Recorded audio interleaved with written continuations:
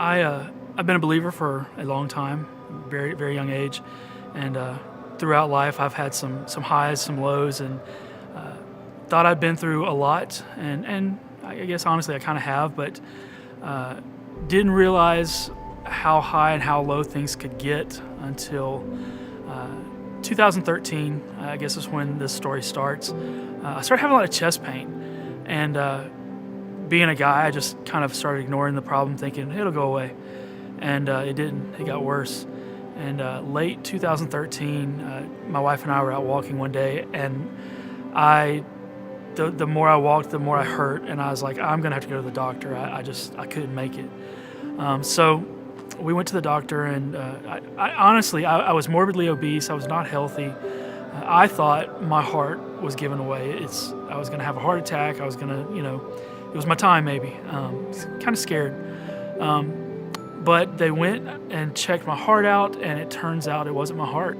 And so they wanted me to go see a specialist, and they did an endoscopy just to see what's going on. I remember waking up and looking around, and nobody would look at me. And it was the strangest feeling because I was like, nurses wouldn't look at me. My wife, I looked at her, and she had tears welling up, and I was like, well, that's not a good thing, But the doctor came, and he said, well, we took a biopsy, and we need to run some tests, but we just want to check you for cancer. And I was like, wait, what? I was, I guess, 40 at that point, early 2014.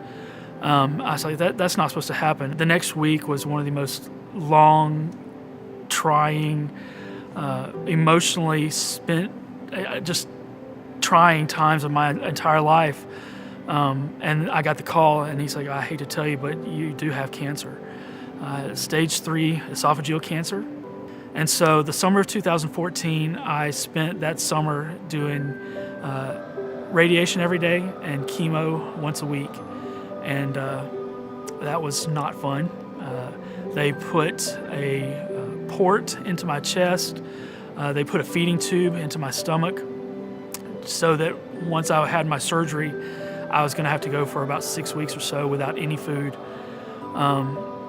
Honestly, that was really one of the hardest days for me. I love my family. My daughter and I are big huggers, and the day that I got my feeding tube was the last day she hugged me for a while. August 2014, I went in for surgery. They took out 2/3 of my esophagus and 1/3 of my stomach, and then kind of cinched them together, I guess. I spent 7 days in the hospital, and actually got out a day earlier than they expected. It was a major surgery. The doctor said, you're gonna feel like we hit you with a bus, and it's gonna take you a good year to recover. And he was exactly right. It was the most trying time. The whole process was the toughest things that I've ever experienced in my life, and it was quite a journey. I say often that my family walked through hell with me here on earth because it was tough. To be honest now, I often say, as stupid as it sounds, that cancer has been a blessing in my life. My family is closer than we have ever been. As a result of going through such a time together, it helped us to grow, to get an intimate type of feeling together. I remember talking about my daughter the day, it's hard not to get emotional. The day I got my feeding tube out, I have a picture of us laying on the couch just holding each other.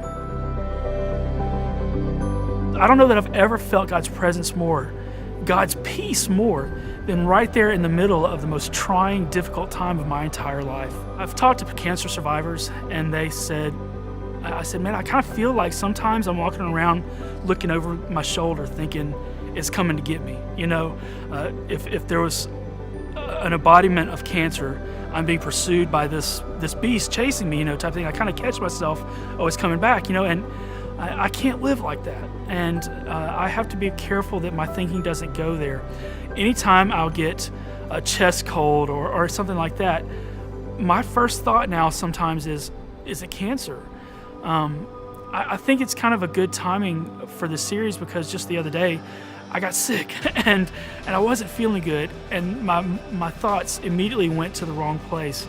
And I needed that reminder that in whatever fear I face, whatever anxiety I face, whatever any of us face, God's walking through it with us. God's carrying us.